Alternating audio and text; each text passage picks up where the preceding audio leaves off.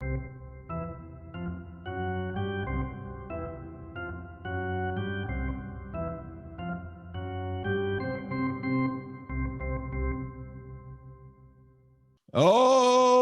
what a day. We got a big show. It changes directions. We talk about bridges. We talk about many, many things. We talk about trades. We also talk about the hottest model in the world. Enjoy. Well, Jeff, my name is Ian Baggy. What a week it's been of hockey. I don't know. What games have you watched this week? I haven't watched very many at all. Baggy. Baggy Baggerton. That's my name on Grubhub. When they show up to the hotel, they're like, "Is Baggy Bag here?" Baggy Bag. Bag. That's awesome. Hard to forget how to spell that one or remember your password. But that's my password. It's Baggy Bag. Hey, everything you got. Baggy Bag 1, Baggy Bag 2, Baggy Bag at 3. Every time I change it. Oh my God. Every time we get a new piece of electrical equipment in this house, trying to remember what the password is for the internet is just it's almost grounds for divorce every time. Well, do the numbers go in front or behind? I don't know. I think it's just everybody's yelling. So it's good times. I think my favorite was when you put the lock on the front door and we needed to put a code on it. Do you remember that? Yeah, and the code, it doesn't work. So it doesn't work. I can lock it, but I can't get in. I need a key still. It's just like, I'm like, technology. It's beautiful. I love it. Well, I'll give you credit because at least you will put the effort in. I will not put that kind of effort in. Mm-hmm. You know what I am? What? I'm the Arizona Coyotes. I won't give up. Even though it's not supposed to work, I will jam it into that hole and make it work. That's who I am. I'm not even close to either of those. So, I mean, at least you're still in the show. You're the Coyotes, so that's good. Oh, nice slam. Oh, you're in the show. Well, take that. Take that, Terrace Timberman. One of the greatest names of all time, the Terrace Timberman. The Terrace Centennials was a great name too, right? I thought it was great. But they were named after the Calgary Centennials, right? They were a minor league team, the Calgary Centennials. Right. For Terrace Timberman. That was a good name. Now we're gonna go back down memory lane here for just a second because I got to bring up some of these names because I still bring them up today when I'm talking to Flats, when I'm watching Winnipeg, and it turns into a shootout, and I'm like, that is like the Houston Luckies playing against the Prince Rupert Halibut. Wow. Like 6-5, 7-6 last shot wins, or and the River Kings. You know, the River Kings are still going, but some of my favorite names, the Prince Rupert Halibut Kings. It's one of my favorite names of all time. What was Kitimat called? What was their name? What was Kitimat's team called? You know, I don't even remember. They weren't Pacific. Were they the Winterhawks or something? No, they weren't the Winterhawks, were they? Yes, they were. Something sort of Hawks. They were. Remember, they were the only junior team. They were a junior C team for a while there, and they were the only team in northern Canada. And they were. I think they were something Hawks at that point. Was the Pacific Coast? What was it? What was that? PCNW? What was it? What was that league that went all the way up Highway 16 and back? Oh, like between Vanderhoof and Prince Rupert. Yeah, the Luckies and the Timbermen. Yeah, the Luckies, the Houston Luckies. I love that name. And then it was the Burns Lake Braves and the Vanderhoof Flyers. Yes, pretty good, right? We're remembering, but for people that might or might not care, back when we grew up, we had a junior B team in Terrace called the Terrace Centennials, affiliated with the Calgary Centennials. I believe the Calgary Centennials were junior A tier 2 at that time. They could have been tier 1, I don't remember. And then they went and they have a senior league that was going for years up there. It was really good hockey, and they still have a senior league that Terrace plays in, the Terrace River Kings. And they've got some really good young local guys that went out and played and are back playing again. So it's fun hockey to go watch. People should go watch it. I don't like the name. I think they should be called the Terrace New Bridges. The Terrace New Bridges. Yeah. I love making you sort of laugh on this show. This is my whole. It is funny because one last thing, and then we'll get going. We have two bridges that connect Terrace with the rest of the world, our hometown, right? Two We've got bridges. the old bridge that was built in the early 1900s, right? Yeah. I sent you pictures of it the other day. I'm looking down to my left today because I'm looking at you here, but I'll look right here. And then the new bridge was built in 76, I think, right? Was Yeah. it? Or 74, 76? That's the new bridge. And still titled as the new bridge. That's one of my favorite things. So, but my favorite bridges in the world, I was going to get to hockey, but I'm going to talk about bridges for 1 second. Okay, go ahead. Yeah, because why not, right? We're at the halfway point of the season, so we're going to take a break and talk about a few other things really quick. The old bridge in Terrace, we should get a picture up of it here today. Brian gets us a picture. It's my favorite bridge. And the Lions Gate, which is called the First Narrows in Vancouver, is also one of my favorite bridges in the world. Not to be confused. And then, you got to love the Golden Gate and then the Brooklyn Bridge, right? Sydney Harbor. I kind of came down in the States there, but locally, those are awesome bridges. We'll see if Brian can get some pictures up if you're looking on the internet or YouTube. We had a bridge just built near my house during COVID. It just went up. It's huge. It connects the Long Beach to San Pedro, and it is a massive bridge to be able to bring in more boats from around the world so we can get goods stolen as they're leaving on trains.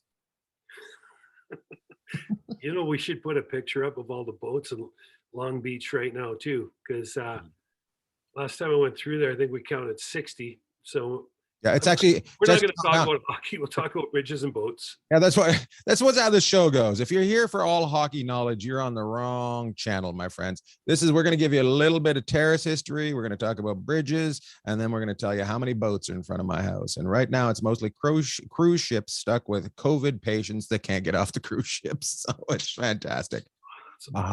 It's great. It's great. But meanwhile, in the NHL, it's a halfway point of the season. There's some surprises, there's some disappointments, and there are some players that aren't playing. And meanwhile, Edmonton has started another parade going down Main Street because they're going to win the cup again because they beat the Montreal Canadiens and the Ottawa Senators. Hooray, hurrah. They make me so interested. They make me so crazy, those Edmonton Oilers fans, because they're like, we need a goalie. We need a goalie. They get Evander Kane, and then they beat the bottom teams, and then they're like, it's back on. We're just fine. Yeah.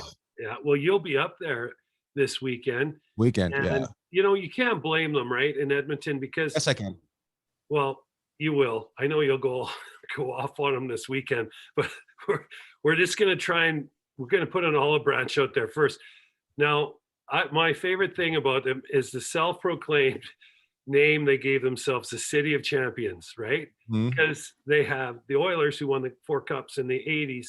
Then they used to have the Eskimos, the Edmonton Eskimos of the CFL, now the Edmonton Elks. And of course, they've won a lot of great cups over the years. But the City of Champions is, they're doing pretty well. I think they're 4-0-1 in their last 5, or 5-0-1 in their last 6, and they did lose in overtime to Ottawa. And they did. Yes, they did. And last shot won, right? That wasn't like a 8-7 game, but I will say this about Ottawa. Just getting away from Edmonton, because we talk about them for a moment. Ottawa's a team I watch every once in a while. I'm like, man, you know what? There's something there. And then I look at where they are in the standings, and then I look at some of their other games where they just get blown out. And you're just like, oh, they're not there. And watching them last night with no people, or very few people in the stands, in the Canadian Tire Center in Ottawa, play Edmonton, I was struck by some of their guys that they get some really good young players. And, but it's not, they're rebuilding. Well, if you look at the Eastern Conference, there's a lot of teams that you could say are rebuilding because they're already out of the play. Like, there's not a hope any of these teams have of being able to catch the wild card or anybody in their division. So I don't know. I mean, you're at the halfway point and you're basically out.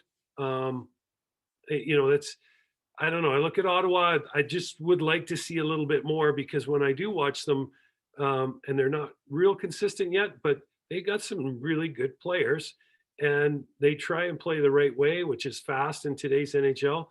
But it just seems that they've had more hard times than they have had good times recently, and I'd like Well, to see them do a little better. I think it's a lot to do with what you say. A lot of the times it starts at the top, right? So they've got struggles at the top of their ownership, and until that gets worked out, I think they're going to be, like you said, oh, they're coming. Oh, no, no. Oh, yeah. Oh, no. So it's going to be a struggle for a while. But they do have some great pieces there that will be fun. Hopefully, they just don't wear them out, and and all of a sudden they're 35 years old and no good. Or playing for another team. Right.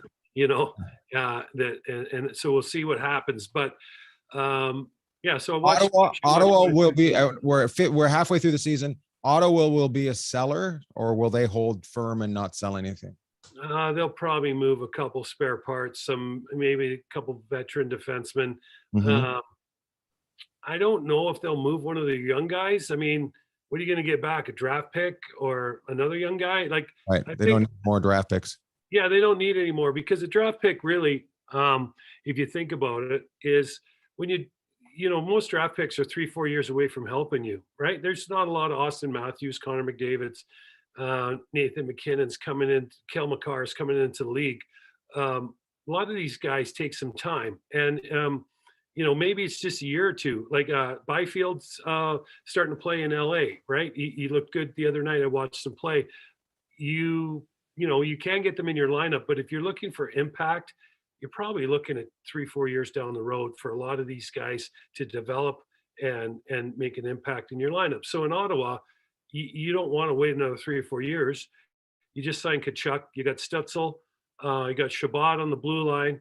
You got these young guys that you kind of want in 3-4 years be knocking on the door and be a consistent playoff team, right? I think, I do think, how do you make it attractive for somebody to come to Ottawa that changes everything, those pieces that they have there, that is the final piece that makes it go? Is there anything that's attractive there in Ottawa? Comparatively to what's out there, I mean, it's a great city. A good old teammate of mine, Jim Kite, is one of their guys. I don't know if Jim Kite's the head of the alumni out there, but there's a lot of players that have settled in the area that played in the That's a organization. great area. It's a great area. Well, that's a start, right? So, I mean, if you're going to ask me, there's so many nice places and good places to go in the league. You have some built-in issues. First of all, the rink, we've talked about this rink many times, in the middle of nowhere. You're Rink is in stuck in Toronto. between Calgary. Look at me, don't even know where I am in the country. You're Let 'em stuck between, pilot. that's right. Which way are we going?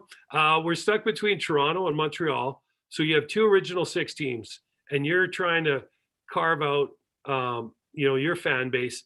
And if you've ever been to a game that an original six team is playing at that game, they travel very well. And what I mean by that is their fans will travel, and there's a ton of them because they've been in the league over 100 Right. years.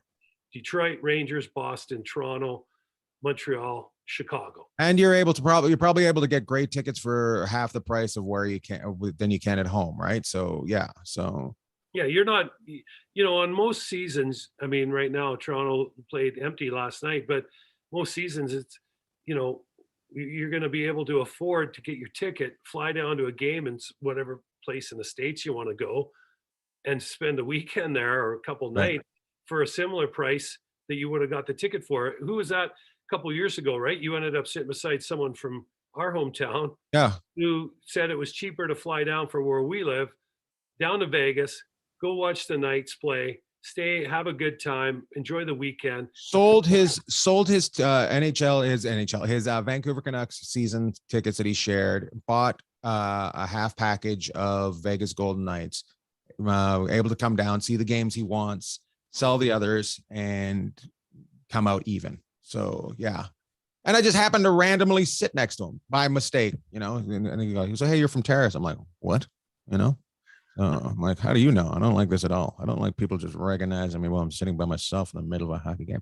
Anyways, I On just the stage, it's different, but not in hockey. yeah, don't recognize me when I'm living my own life. Well, and Vancouver isn't an original six team. They came in the early 70s, but same thing Oh, built it's in lots of absolutely. years, right? Lots of years. So but I think this goes back to something that we talk about a lot. How does Ottawa make the game entertainment? They've got to stop looking at it as just a sport and make it entertainment. So people want to go to these games. So, your fan base is exciting and people want to go, because who wants to go play in front of nobody? Who wants to go someplace where your fans are lackluster? You want them kind of crazed. Yeah, at the same time, you don't want them bugging you while you're pumping gas.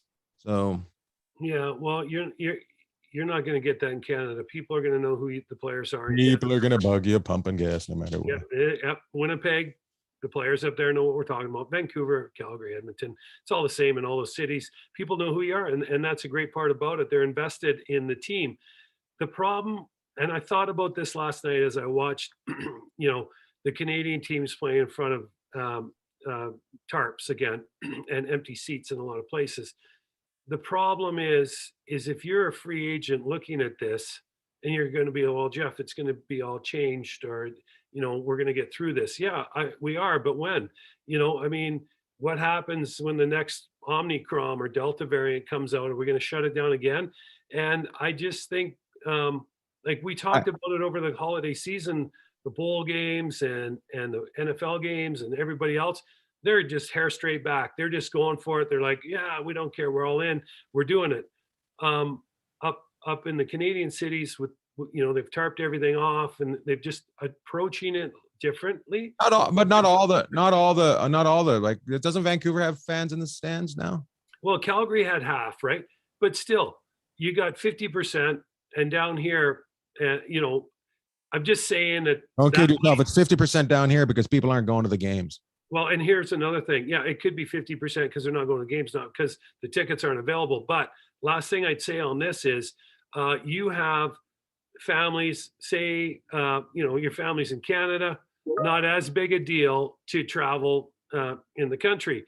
But if you got an American kid coming up there to play, like Austin Matthews, let's use him in Toronto. His family's from Arizona, right? It's to get over back and forth across the border and all these other things. I'm not sure those rules are getting relaxed anytime soon because I would have lost on that because we're 2 years into this. I just think correct. It's I guess I'm making some good points here. But if you think about where things were and where they are now, we're not that much further ahead. We're playing in Canada and half full buildings or empty buildings, and are going back and forth between the two countries isn't smoothed out yet. It's a bit of a mess still, and I just don't know if that helps the Canadian teams recruit players. I might be wrong there, but I just would love. It's all changed. It's all changed. It's not that difficult to go. Like as I'm going to Edmonton next week. Yeah, it's difficult. There's rules. There's things that you have to bounce through. It's life. Everything's not all gumdrops and lollipops. You gotta suck it up sometimes, princess. And the fact is, you're still working, and you should be thrilled if you're working. And if you're playing a game that you wanted to play, it sucks that I'm actually shocked and surprised that they haven't. I'm sure they've got some sort of date set up where they're kind of starting to lower it as they can see the Omicron falling, right? And just, have the rules go 1 quarter, then go a half, then go 3 quarters. You gotta give the people an escape as well, and they're not giving the people an escape. Well, but trades, it's that time of season where we're making decisions where people are going. People are getting asked that have no trade contracts, no move contracts, as I like to say. So people have to make a decision on both sides of the aisle. Which do you want to give up, and do you want to go there? And what do you think? Who are the 5 teams that are going to make a big play before the trade deadline happens? 5 teams. Wow. Yeah, I'm going 5 teams because we're going to do this. That's going to be our thing. Okay. I'll start up north. Calgary, I think, will try to do something. Okay. They played some of the fewest games in the Western Conference. They're in the wild card right now. I think What do they Calgary need? they need a little bit more pace up front, I think. And everyone, it's like they want pace and a goal scorer, but if they could find someone that has a little bit of touch with some pace, I think that would help them. What do you think of this? What do you think of this trade? Sure. Gaudreau for Giroux. Well, but you're subtracting one for the same. You know what I mean? And you're losing. It's a little bit. I would say Giroux's a little bit more Daryl style than Gaudreau. Right, but Gaudreau's been off his rocker this year. He's been terrific. So, and he's younger. Giroux will move, no question. But I think Calgary adds, and they try and get themselves a winger with some skill. Okay. Don't name a name. I don't have a name. I'm just saying. Where they go? Where they go? Okay, here, Jake DeBrusk type kid, young player that maybe could use a little different change of scenery. We use that word a lot, but Phil Kessel, I'm not sure if Phil the Thrill would fill what they need in Calgary, but he can score and he shows up every night. He's another Iron Man guy. He's got like 900 plus games in a row he's played without missing one. So, if you go with Phil, you may give Arizona a draft pick. If you go with a kid like DeBrusk, who's been rumored out of Boston for a while, but really fast young player that might do really well in Daryl's system, you might be looking to exchange possibly a higher pick, but maybe another player in your system that has potential that maybe you're not maximizing. So I think like that. I like that. DeBrusk to Calgary would be that would be nice. Yeah, just and there. I mean, there's a possibility you could see a team like Chicago. There's guys that are going to move out of Seattle, and if Vancouver falls off the pace here a little bit, you could see some people moving there. And the only deal is, it's not that Calgary or these teams that are in the same division won't do a deal with each other. It's just that if they did do a deal, the ask would probably be a little bit higher. So there's one. Calgary, probably. I think Nashville tries to do something, and just because they're there, they're on the verge. The Central is really tough, really tight. And what do they need? Again, probably a little bit more skill. They got lots of grit. They kind of changed their style. They're a pretty greasy team when you watch them now. So maybe just a bit more pace. You do have some pretty phenomenal players. Would they maybe go after Giroux? Possibly, but Giroux makes a lot of money, so I'm not sure if he's on an expiring contract or not, but he makes a lot of money. So a team that's tight against the cap would have a tougher time filling them in, and a lot of teams are tight against the cap, that are looking for players. Maybe Colorado. If I was the Rangers, I'd probably look as well. Rangers are probably looking at a D, and then I don't know. Everyone's always got Vegas in on something, but maybe one of the two California teams that are in the SoCal area, Anaheim or LA, look for one of those two to try and do something, because they're both right there still, right? So I don't see those two. They've hung on. Both of them are getting excellent goaltending. So I don't know how many I gave you there, but I left the usual suspects out. I think the only places that I don't see many teams going after goaltending. Washington's been rumored to be going after goaltending. Edmonton obviously needs to still go after goaltending, but goaltending hasn't been really, except for Buffalo, a red flag going off for many teams. Do you think? Well, you've got everybody's going to be looking. I mean, there was even talk that Colorado's looking, and all Darcy Kemper's done is down on his head in January, but and the team's basically gone undefeated the whole month.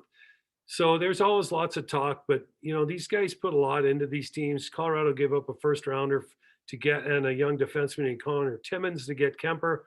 So they're probably going to try and roll the dice. A guy like Marc-Andre Fleury absolutely is in play. Where is he going to go? They all say Edmonton. He's got a 10-team no movement clause there. A lot of other people think that he might look at going to a place where he started, which was Pittsburgh. So I don't know, but yeah, there's going to be some goalies move. Edmonton, I would imagine, is going to try and acquire someone. And there's some other You think teams. Quick's available? As long as LA stays in the mix, probably not. I mean, here's the thing. If you can get into the playoffs, Montreal showed you what you can do last year. I mean, St. Louis, another team that was on the outs, and then they just had that tremendous run and won the Stanley Cup. So, it's not like, hey, we just want to get in the playoffs. Teams want to get in because flip the coin, you never know what can happen. So with a guy like Quick, my guess would be they might just roll the dice where they are. They've made some nice moves. They got a nice team, and their superstars, Doughty and Kopitar, are playing just like that. So and Quick's been really good. So interesting enough, St. Louis has actually got a goaltending battle on their hands. They've got two good goalies going on there. Here's the funny part when it comes to the fans. You're allowed to like both goaltenders. You don't have to pick one. You can like both. They make it seem like, well, we got to pick one. We can only pick one. You can have chocolate or you can have vanilla. You can't have both. No. Add strawberry in. Go for the Neapolitan. Oh yeah. Well, you have a situation. I never liked Neapolitan. Like, I mean, come on. Anybody out there really? He glazed over on ice cream. Oh yeah. Yeah, I was like if you've ever been in a house they've had Neapolitan ice cream, the strawberry is always dug around at it. If you want some ice cream, you better be desperate because the strawberry's left over. Right? So, yeah. But I mean, look at Vegas. Like you talk maybe about, go red on that one. Oh, that's good. A little laugh. But if you look at Vegas, one of the goalies isn't even here anymore, and they still have a competition. I mean, but Leonard and Fleury, and Fleury's in Chicago now, so Leonard's got to deal with a little bit of that still. But as time goes on, who's ever had a chocolate Leonard? Huh? Nobody's ever had a chocolate Leonard. They've only no, that's right. They had a chocolate Fleury here a couple years ago. But getting back to St. Louis, I'd be shocked if Bennington didn't start the first game in the playoffs. Right? Oh yeah, absolutely. I mean, be happy that you have that problem, and you don't have to move one of them to because you need the money, right? Because Dallas had to break Bishop's knee to get under the cap. Yeah, Bishop retired, and so what do you do now? Holtby, and then I didn't even know Hudobin is, and you got Ottinger, a good young goalie, but I didn't even know what's going on with Hudobin. So yeah, you can have. It's nice to have those goalies, but in all the teams, when you have two really good ones, it causes drama.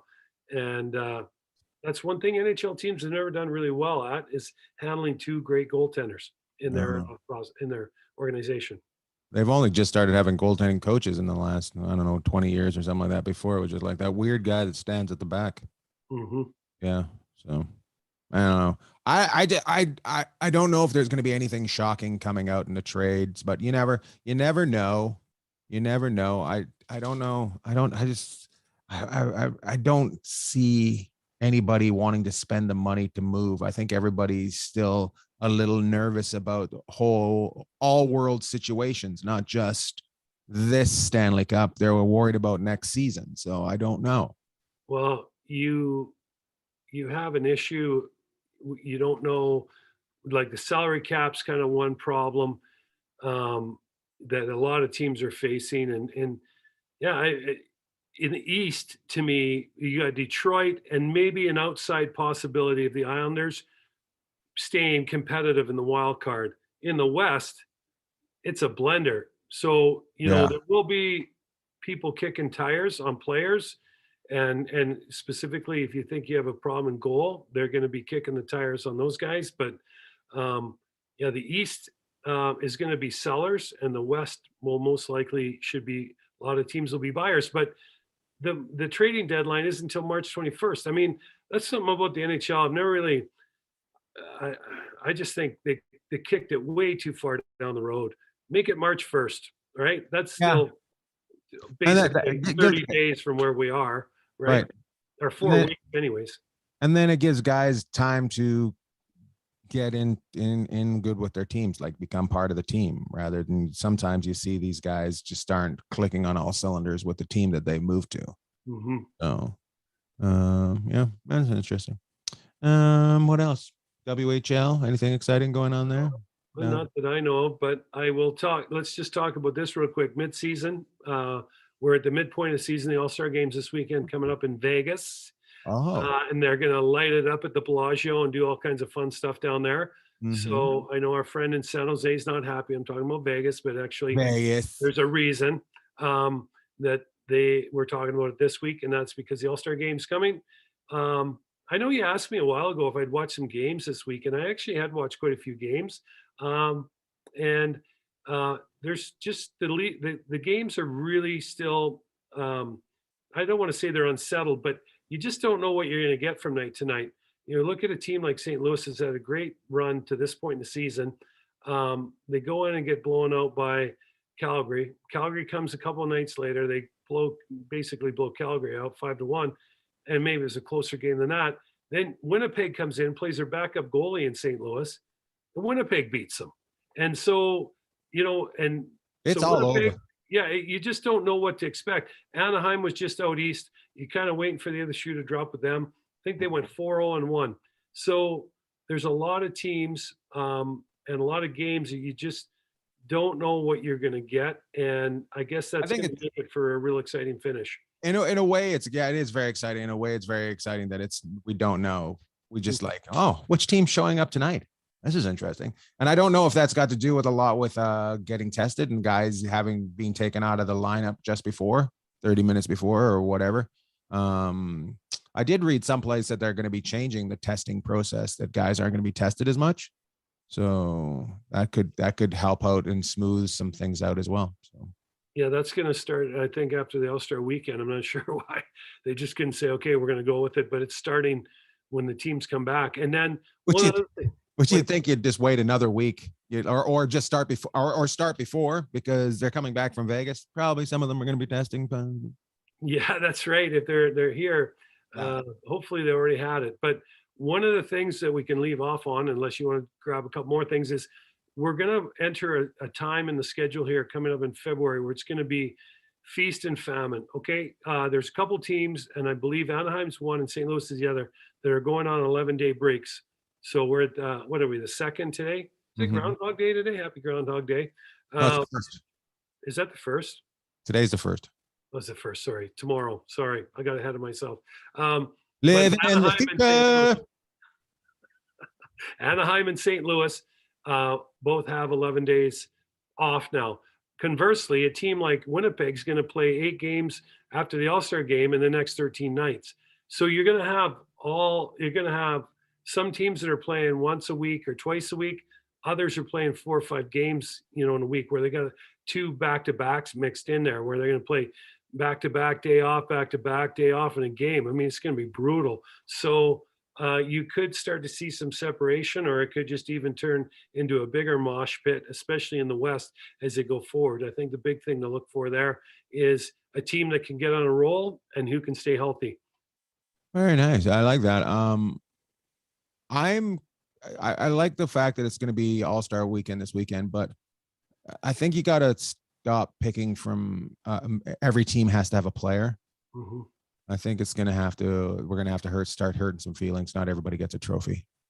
We got to have the All-Star. If we're going to have the All-Star game, we got to have the All-Star game. You want to the thought process behind that is right. You have one representative from each team. Everybody kind of gets their cookie, and it's a way for their organization to get recognized. Although you have some of these teams where they have multiple guys that people pay big money to come and watch these games.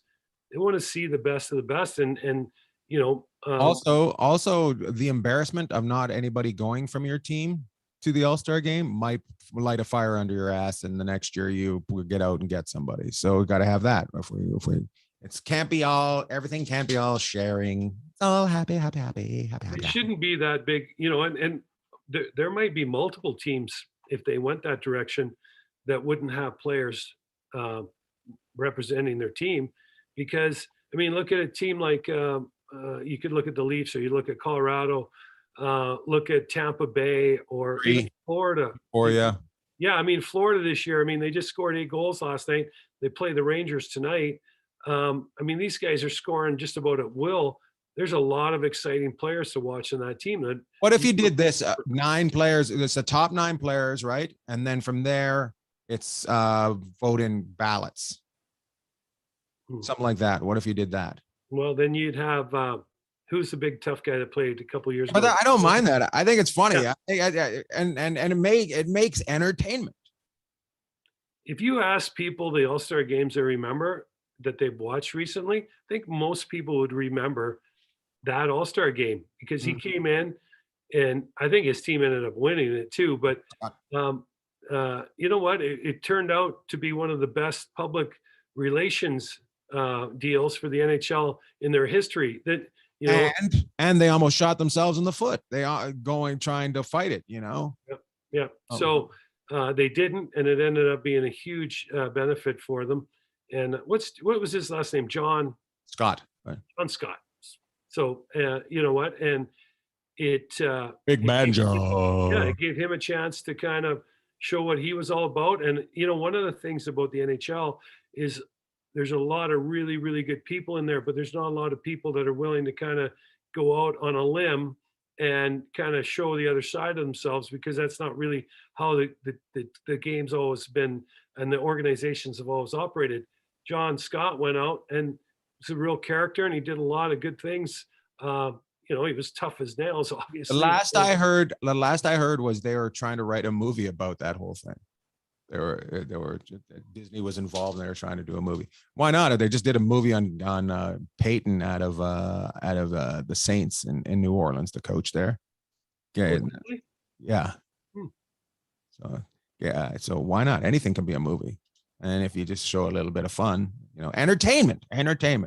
Yes. All-star entertainment. I also think we need to have the World Cup of Hockey back. That's entertainment. Because why do I say that? Because it looks like the Canadians are going to the World Cup of Soccer, right? They beat the Americans the other day. That's great. So good for them. And, you know, I don't think they've been in the World Cup since the 80s. I don't remember there ever being in the World Cup. Yeah. So the Canadians are really close. The qualifying is almost like a maze to try and get through it all. It's incredible how many games and how long it is. But you know, it's crazy is they were playing up in Tim Hortons Field. So I'm assuming that's in Ontario somewhere the other night. And Canada beat the US. A field outside of a Tim Hortons. Yeah, it was basically, you could go by the drive-through on your way up the field and get yourself a coffee. But look at the kids playing soccer. Yeah, I mean, it was freezing cold. And then Honduras is going to play the US, I think in Minnesota or something this week. And I'm like, so these guys, like, it's like when you go down to Mexico City, you always play in Mexico City or in Mexico because it's like 7,000 feet high and it's a huge advantage. Well, the Canadian team brought the Americans up and beat them 2-0 in Canada in a freezing cold field. So the Americans are like, we're going to bring the Hondurans into Minnesota and see if we can do the same thing. But yeah, I agree. World Cup of Hockey, the World Cup of Soccer we talked about before, global, obviously, event, but one of the greatest events going. And I'd like to see hockey, although there won't be as many countries be able to be competitive in it. There's more than enough countries to make it must-see TV. I will put up a video at the end of this. I'll send it to Brian. It's John Amos sent it to me, and it's China in a scrap with Hong Kong. They're fight. China was being beaten by Hong Kong in hockey, and the next thing you know, the gloves are off. And it was men's or what? Men's, yeah, it's pretty good. I'll send it to you later as well. When were they playing each other? I don't even know. I just got sent to it. I'm sure it was just a racist thing, and it was two Asian teams playing each other, and everybody made it Hong Kong and China. But it's like one team is not happy. One team is not happy, and they're losing. Did I ever tell you when I got to look this up here real quick? Well, ever tell you that I was on the ice in China? I was on the ice in Macau working with the kids. Oh, yeah. That's probably why they're fighting. They're probably taught by. Yeah, they were like, yeah, I couldn't teach them how to handle the puck very well, so they were like, we'll just start chopping each other. But I had you coach me. I had you coach me when I was 15. I know what you taught. So if you've taught them anything, what you taught me, go down the boards, smack the shit out of somebody, get yourself a penalty, you big puss. And then you had People just need to know that Ian is the same size when he was 14 and 15 as he was today. Mama chum, mama chum, mama chum chum. I'm trying to look here. There's an article on China in the Olympics, but I'll get to that next week. All right. Any shout outs this week? I probably had one. I you know what? I think about my shout outs all week, and then when it comes to you think I'd write them down? Of course not. Don't do that. We write anything down? You know, it's easy to shout out Tom Brady today because we shouted him out a couple weeks ago, but the guy retired, greatest quarterback in NFL history, or one of them, one of the greatest. Okay, because people never like to say that guy was the best, but he was darn close if he wasn't. So I'll give him a quick shout out, and then you know, I had another shout out ready to go this week, but do you think I can remember what it is? So I'll just leave it at that. I'll take it away from hockey and go to football. Okay, I'll give a shout out to Gisele Bundchen for putting up with Tom Brady. Now that he's going to be home, Gisele, you big tall. I don't even know. Make sure we beep that part. But good for the family. Big shout out for the family dynamic. Really getting together now that dad doesn't have anything to do. They're going to do a lot of boating. Just have a good time, probably have, you know, just barbecues all the time. So get ready to have a good time. Shout out to Gisele Bundchen. Love tall. Loved all. All right, everybody. Well, that wraps up episode 53 of Enjoying Orange Slices with Jeff and Ian. Like, rate, review, send all the good stuff or all the bad stuff towards Lord Beggs social media because I don't have any.